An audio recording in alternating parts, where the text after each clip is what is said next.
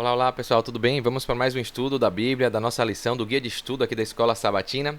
Hoje, terça-feira, dia 21 de maio de 2024, e o tema do dia é O Juízo Chegou. Então fica aqui comigo até o final, porque a gente vai falar um pouquinho desse estudo do dia de hoje, para a gente aprender sobre a Bíblia, um pouquinho mais sobre esse grande conflito que acontece aí entre o bem e o mal, entre Deus e Satanás, e o que a gente deve fazer para estar do lado certo, tá bom? Então, logo após a vinheta, fica aqui comigo até o final, porque, como eu sempre digo, vale o nosso futuro, vale a nossa salvação.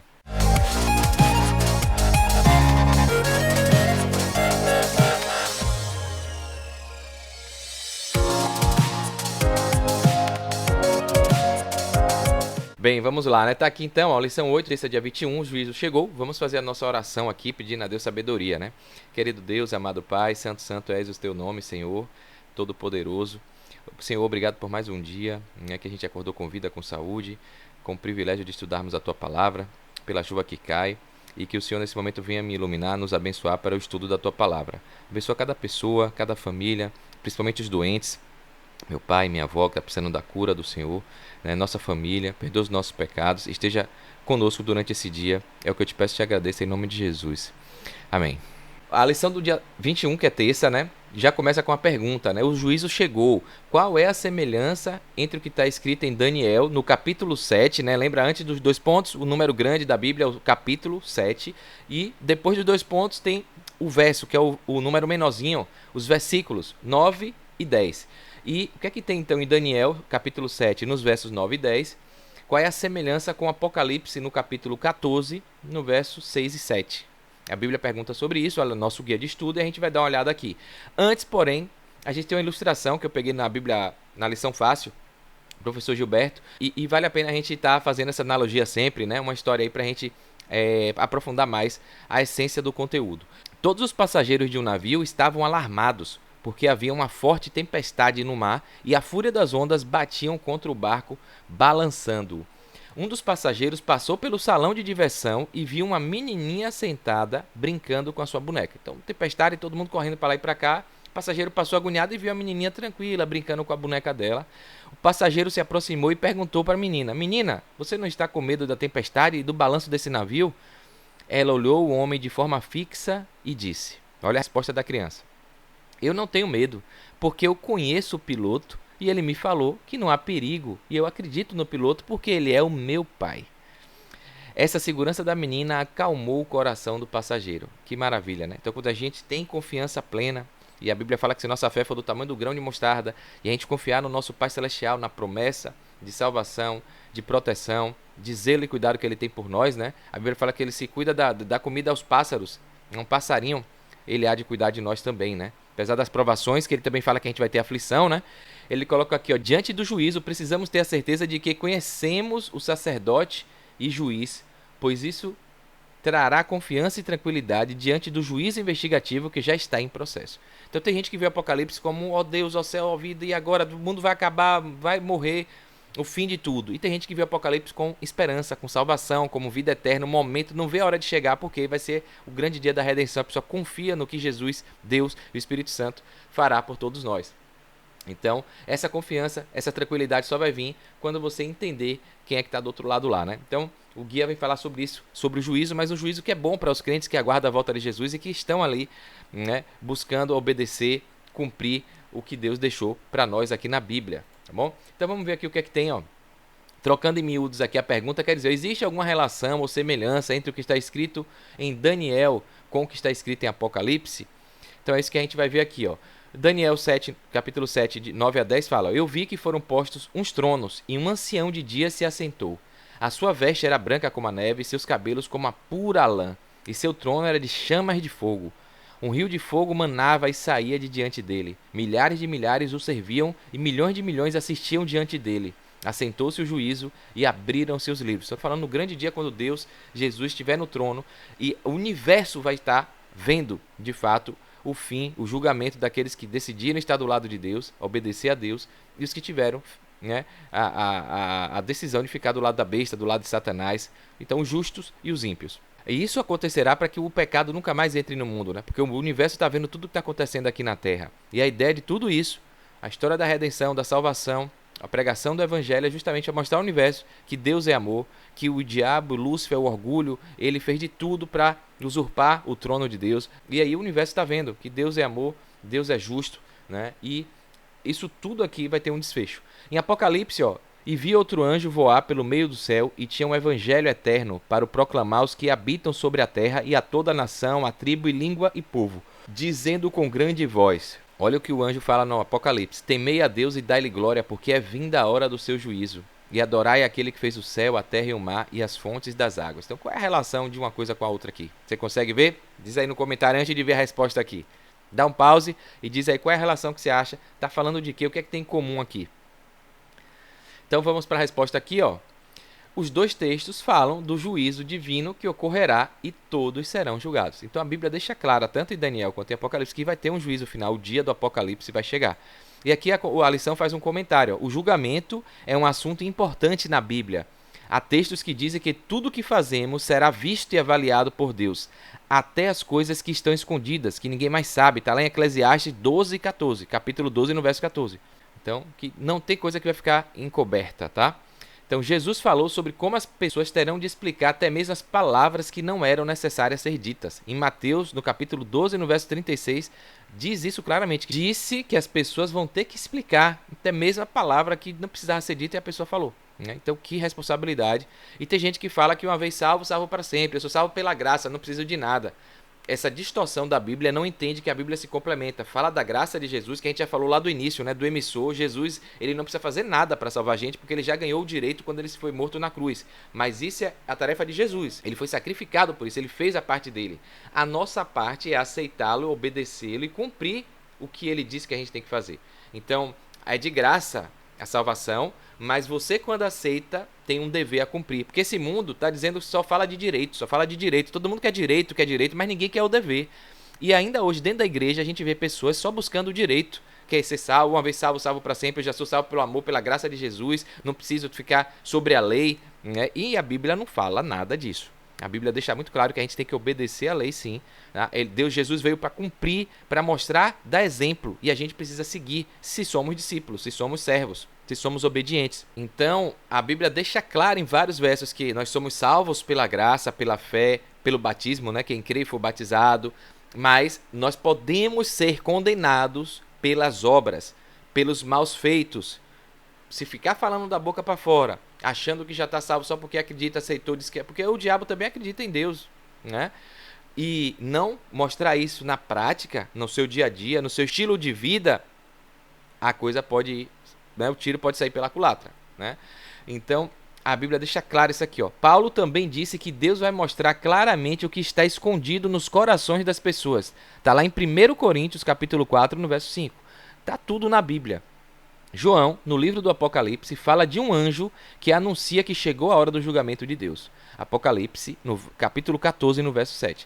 Então, se é uma vez salvo, salvo para sempre, né? Salvo pela graça de Jesus, não precisa fazer mais nada, porque Cristo já fez tudo, até por mim, para que vai ter julgamento no dia final? Está vendo que não tem uma coerência, não tem uma lógica? Se vai ter julgamento, e a Bíblia, vocês vão ver aqui o texto, diz claramente que a gente vai ser julgado pelas nossas obras. Para que vai ter julgamento se a pessoa não vai poder ser condenada? Aceitar quer dizer que você obedece. Aceitar e não obedecer é igual a não aceitar. Né? Então, se você diz que aceita, você tem que obedecer. Tem que obedecer os 10 mandamentos, amar Deus sobre todas as coisas, o próximo, guardar sábado, né? Não matarás, não adulterarás, não furtarás, honrar pai e mãe. Então vai ter tudo. Né? Porque quem descobrir um, está descobrindo todos. Agora, e se você não faz isso, ainda que você caia, mas se você tem no seu coração o intuito de obedecer isso, beleza. Mas se você não faz isso porque acha que não é necessário, então você não aceitou Jesus. Né? Porque alguma coisa está sendo difícil para você. Tá sendo, né? Você não está servindo por amor, você está servindo como peso ou querendo se desviar, né? Pegar um atalho aí, sair pela tangente, dando desculpa para não cumprir o que Deus quer para sua vida. Né? Então o amor da carne, a sua vontade da carne, o desejo da carne de viver o estilo de vida mundano ainda está pesando na sua mente e no seu coração. Porque quem ama Deus, ama Jesus e quer a vida eterna, ele abdica de qualquer coisa que a Bíblia pede, né? Então, e muita gente tem isso, o que eu conversando sempre com alguns parentes e amigos, o pessoal acha que é um fardo, que é um peso, quem obedece à lei, quem guarda sábado, não tem nada de peso, é um prazer. Quando você faz com amor, é um deleite. Você faz porque você se sente, caramba, isso aqui é um presente de Deus, né? O estilo de vida saudável, cristão, conforme a Bíblia. Então vamos ver aqui, a lição traz mais uma pergunta. Ó. Leia Apocalipse, capítulo 22, nos versos 10 a 12. Quando tem um tracinho assim é que diz do 10 até o 12. Quando Jesus voltar, qual será o destino de toda a humanidade? Que declaração foi feita a João? E aqui, trocando em miúdos, a pergunta: como o apóstolo João fala do destino das pessoas na volta de Jesus?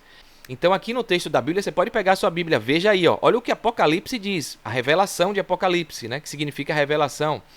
E disse-me, não seles as palavras da profecia deste livro. Ou seja, não deixe fechado, né? Porque próximo está o tempo. O dia está voltando, breve Jesus voltará, o mundo está acabando, os sinais estão aí. Preste atenção agora, você que acha que as obras não adiantam de nada. Que é salvo pela graça e que, uma vez salvo, salvo para sempre, você não pode perder a sua salvação se você vacilar. No seu estilo de vida, nos seus hábitos, na sua prática. Ó, a Bíblia que está dizendo, quem é injusto, continue fazendo injustiça ainda. Faça injustiça ainda. E quem está sujo, suje-se ainda. E quem é justo, faça justiça ainda. E quem é santo, separado, batizado, quem aceitou, seja santificado ainda. Então você tem que estar buscando diariamente, todo dia, a sua santificação, a sua obediência. E eis que cedo venho, e o meu galardão está comigo para dar a cada um segundo a sua obra. Jesus vai vir no dia do juízo, Deus vai julgar, vai abrir o livro da vida que está lá as obras boas e mais, e vai julgar conforme as obras da pessoa. O julgamento é mediante obra, não tem nada de graça. A graça é a salvação, o direito que Jesus adquiriu de nos dar o direito à vida eterna. Mas para eu ter de fato isso, eu tenho que fazer a minha parte, tá bom? Então a Bíblia sempre fala isso, faça que eu te ajudo, né? Para o mar se abrir, Moisés teve que levantar o cajado. Para sair a água da pedra, teve que bater 3 vezes na pedra. Para a muralha de Jericó cair, teve que dar as voltas na muralha. Todos os milagres na vida, a grande maioria deles, 99,9%, né? O homem teve que fazer a sua parte. Deus faz a dele, não é porque Deus precisa, mas é porque o homem precisa saber do dever, da responsabilidade, do compromisso. Ele precisa demonstrar que ele também está querendo aquilo. É por isso que a gente tem um livre-arbítrio, né? Então, se você não está fazendo as coisas certas, não está obedecendo os mandamentos, não está cumprindo o que Deus pede na Bíblia, não tem um estilo de vida conforme a Bíblia, você está deixando a sua parte de lado, né? A desejar na sua parte, tá bom? Não tem como dar desculpinha de que a cruz está sendo abolida por conta do santuário. Jesus não adiantou de nada morrer na cruz se eu tenho que fazer a minha parte. Então as pessoas distorcem e não entendem que é um complemento. Jesus fez o dele, nos deu acesso. Mas para eu entrar, eu preciso fazer a minha parte. Não é porque fazer a minha parte não quer dizer que Jesus não foi capaz e suficiente. Nada a ver. Jesus foi suficiente e é capaz. Só que Deus pede que a gente demonstre e faça a nossa parte. Tá bom? Porque é meritocracia. Jesus fez a parte dele e me deu o direito, mas eu tenho que mostrar que eu mereço isso. Se eu não mostrar, não vai ser a vida eterna que a gente vai ganhar, não. Tá? Então, fica muito claro isso. Explicando aqui, ó, resposta. Como é que o apóstolo Paulo fala do destino? João viu a cena do juízo. A volta de Jesus será para dar a cada pessoa um destino de acordo com as obras realizadas. Teremos salvos e perdidos no juízo. Então, se você está salvo hoje, permaneça aqui, ó. Quem é santo, seja santificado ainda, se santifique, busque, porque você pode, se você vacilar, perder a sua salvação. E quem está perdido, ainda pode, né?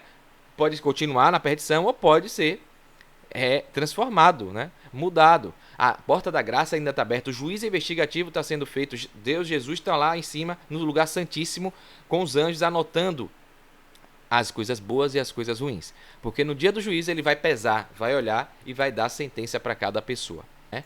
Então, ó, uma vez que Cristo vem para dar a recompensa final, deve haver um juízo antes disso, para mostrar o resultado das escolhas de cada um quando ele vier. Vai mostrar para quem, Jardel? Para o universo. Quem está acompanhando desde que o mundo é mundo, o pecado, Satanás e tudo o que acontece aqui. Quando Cristo retornar, não haverá segunda chance. Todo ser humano teve informações suficientes para tomar sua decisão definitiva e irrevogável a favor ou contra Jesus Cristo. Então, você vai ficar do lado de Jesus Cristo ou do lado de Satanás? Falar é fácil, mas o que vai mostrar qual é o lado que você ficou são as suas escolhas, são as suas decisões. Se você vai escolher o sinal da besta, a marca da besta, ou o selo de Jesus. Se você vai ser obediente aos 10 mandamentos, aos 10, não é 9 nem 8, não, aos 10 mandamentos, inclusive o sábado, que se resume a amar Deus sobre todas as coisas. Quando você ama Deus, você faz tudo o que Ele pede.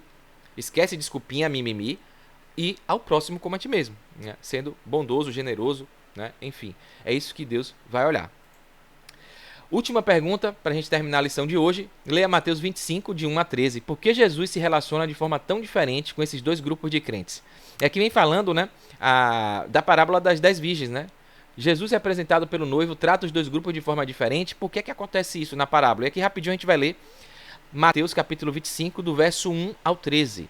Então, o reino dos céus será semelhante a 10 virgens. Então, ó, tá vendo aqui dizendo que está falando dessa profecia do Apocalipse, da vida eterna.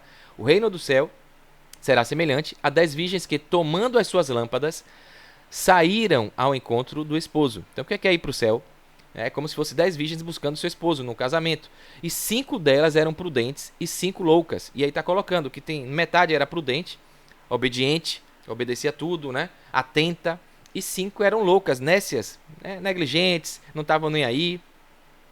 Eu já sou noiva mesmo, vou me casar, né? Tipo essa galera que fala, eu já tô salvo mesmo, uma vez salvo, salvo para sempre, já aceitei Jesus, vou estar salvo. E as outras não, estavam ali, ó, nosso noivo vem, mas a gente, né? Tô salvo, mas eu tenho que fazer a minha parte, não posso vacilar. Até a Bíblia fala que pra gente vigiar e orar, né? As loucas, tomando as suas lâmpadas, não levaram azeite consigo. Então foi lá e esqueceu o azeite, esqueceu o óleo, levou pouco. Mas as prudentes levaram azeite em suas vasilhas com as suas lâmpadas. Levou na lâmpada e levou azeite guardado, né? E as outras não, levou só na lâmpada, não levou reserva, né? E tardando o esposo, aqui já deixa claro que Jesus ia demorar, né? A gente fala, breve Jesus voltará, há muitos anos e gerações, e ainda ele não veio, mas ele está chegando. E é por isso que não vai ter nem dia nem hora, vai chegar como um ladrão de surpresa, e a parábola das virgens deixa isso claro. E tardando o esposo, tosquenejaram todas, dormiram, né? E adormeceram, ficaram ali. Demorou tanto que ficaram dormindo. E é como o ser humano está ficando, os crentes estão ficando, está demorando, e o mundanismo está entrando na igreja. A quebra de valores, de princípios, a igreja está sendo inundada, contaminada com as coisas do diabo. Estão adormecendo, estão tosquenejaram aqui, ó. Os crentes estão assim hoje, aceitando tudo, né? As ideologias erradas dentro da igreja. Dormiram, adormeceram. Mas à meia-noite ouviu-se um clamor. Aí vem o esposo. Sai-lhe ao encontro. E aí Jesus veio. Jesus está voltando. Quando ouvir, o céu já vai estar se abrindo. E aí as pessoas vão querer encontrar Jesus. Então, todas aquelas virgens se levantaram e prepararam as suas lâmpadas. E as loucas disseram às prudentes. Aí a louca viu que já tinha acabado, demorou, ela dormiu, a lâmpada se apagou, o azeite que estava ali dentro acabou, e ela não tinha mais azeite, ó. Dai-nos do vosso azeite, porque as nossas lâmpadas se apagaram. Então, as imprudentes, as nécias, as loucas, as negligentes, vão chegar na última hora e falar, caramba, me ajuda aqui, me dê aí, eu quero ir também, me salva aqui. Vai pedir pra gente, a salvação é individual, não vai ter como levar seu pai, sua mãe, seu irmão, sua irmã, sua mulher, seu marido, seus filhos. A salvação é individual, por isso que cada um tem que buscar o seu entendimento e a sua salvação, né? Mas as prudentes responderam, ó, dizendo, não seja caso que nos falte a nós e a vós, e diante aos que o vendem, e comprai para vós. Então ela falou, ó, se eu der para você e faltar para você e para a gente, vai sobrar todo mundo. A gente se protegeu, a gente fez a nossa parte, a gente foi prudente, né? Então, se você quiser, vai tentar comprar, vai tentar buscar aí, vai tentar buscar, né? Para você aguardar o esposo, vai comprar. E tendo elas ido comprar, então a pessoa foi tentar buscar, chegou o esposo. Então, ela foi na última hora e não deu mais tempo. Quem deixar para a última hora pode perder a grande cerimônia da salvação, né? Inclusive pessoas que a gente não sabe qual é a hora que Jesus vai voltar para a gente. A Bíblia diz que a gente vai sendo piscar de olho para quem morreu, a gente não sabe quando a gente vai morrer. Se eu estou aceitando Jesus diariamente, me santificando todo dia, como a Bíblia fala, quem é justo, né? Quem é santo se santifique. Deus livre e guarde, né? A gente pode nem acordar, pode acontecer um acidente, eu posso morrer ali agora. E é esse momento que vai contar. No ato que eu morri, como é que eu estava com Deus? Como é que estava a minha comunhão? Não vai dar tempo na última hora, você não sabe quando você vai morrer, né? Será que você vai ter tempo de pedir perdão e de pedir, se arrepender e pedir a salvação e aceitar Jesus? Então, se você morrer, a porta da graça se fechou para você, sem aceitar Jesus, sem estar obedecendo. Então, se as suas obras estiverem ali no lado ruim do livro, não vai ter chance para você. Agora, se você está vigiando, está orando, está cuidando, né? Se você morrer a qualquer momento, Deus vai colocar você do lado dele, porque ele sabe como é que estava a sua vida, né? Então, isso tem a ver aqui com essa parábola, né? E aqui vem, né? Então aqui, continuando, e tendo elas indo comprá-lo, chegou o esposo, e as que estavam preparadas entraram com ele para as bodas, e fechou-se a porta. Então, meu amigo, acabou. Chegou, quem estava ali atento pegou, se encontrou com Jesus no ar e foi embora. E depois chegaram também as outras virgens, dizendo: Senhor, Senhor, abre-nos, estamos aqui. E ele respondendo ao que é que o noivo falou, Jesus vai falar para as pessoas: não vos conheço. Essa busca de azeite, também a gente pode entender aqui que são as pessoas ímpias, dizendo: mas eu fiz isso, eu ajudei aquilo, eu fui na igreja, eu fiz isso, eu estava... Só que estava ali com segundas intenções, não estava amando de verdade. Estava de Bíblia debaixo do braço, falando o que serve, né? Só que o azeite de verdade não tinha, estava vazia por dentro, só com a capa, né? E aí ela vai tentar buscar o azeite, vai tentar se justificar, vai tentar dizer que tem direito, né, de entrar. Só que Jesus vai falar: ó, não vos conheço. Então, pesado, né? Aí continua aqui no verso 13: vigiai, pois, porque não sabeis o dia nem a hora em que o Filho do Homem há de vir. Então, o noivo vai chegar, está chegando, e a gente precisa estar preparado, estar pronto. Qual é a resposta? Por que é que Jesus trata os dois grupos de forma diferente? A parábola, esse trecho aqui. Porque os grupos fizeram escolhas diferentes no preparo para o encontro do noivo. As pessoas estão tendo atitudes diferentes no preparo para a vida eterna, para a volta de Jesus. Quem está achando que é besteira, como a Ivete Sangalo, macetando o Apocalipse, né? A Baby do Brasil chegou e falou ali no carnaval. Você vê como as pessoas estão sendo usadas, mesmo no ambiente promíscuo, com uma pessoa, né, que a gente sabe do histórico, a gente não pode julgar, mas que ela teve uma inspiração para falar no meio da prostituição, no meio do mundanismo, no meio de uma festa carnal promíscua, e passou a mensagem do Apocalipse. Isso não é à toa, gente. E Ivete Sangalo, olha a atitude de Baby ali, mesmo no ambiente, né, que ela não deveria, mas ela foi ali para dar uma mensagem. E para a gente dar a mensagem de salvação, Jonas teve que ir para Nínive, né? Teve que ir para o meio da perdição, do lugar ruim. E Baby fez esse papel ali, né? Não querendo jogar que tá certo ou errado, mas só o fato em si. E Ivete levou na gozação com outros cantores, né? Macetando o Apocalipse. Vamos macetar o Apocalipse. E negligenciou, não deu ouvido. O destino vai ser diferente porque grupos de pessoas estão tendo escolhas diferentes no preparo para o encontro do noivo. As escolhas espirituais são importantes diante do juízo final. Tá? Então quem faz piadinha, quem está, né, destruindo aí os valores e princípios religiosos, essa turminha aí, né, da progressista, da esquerda, né, que tem políticos que vão contra a igreja, né, trazendo ideologia de gênero, um monte de distorção, um monte de coisa errada, a gente vai ter que saber quem a gente está, de que lado a gente está, né? E aqui para finalizar, quando a obra de investigação se encerrar, depois de examinados e decididos os casos dos que, em todos os séculos, todo mundo professaram ser seguidores de Cristo, então e somente então se encerrará o tempo da graça, fechando-se a porta da misericórdia. Depois que todo mundo foi examinado, a porta da graça vai se fechar. As que estavam preparadas entraram com ele para as bodas e fechou-se a porta. Mateus 25:10, né? Essa breve sentença nos conduz pelo ministério final do Salvador ao tempo em que se completará a grande obra para a salvação dos seres humanos. Está lá no livro O Grande Conflito, né? A escritora Ellen White. E aqui uma pergunta para você refletir. Escreve no comentário ou pensa com sua família. Em Cristo temos o perdão e o poder para vencer o mal. A gente precisa temer isso, esse juízo? Se a gente tem o poder em Cristo, o perdão, a força, a salvação, a gente precisa temer Apocalipse? O que é que você acha? Você precisa ter medo desse juízo, de não ser salva, né?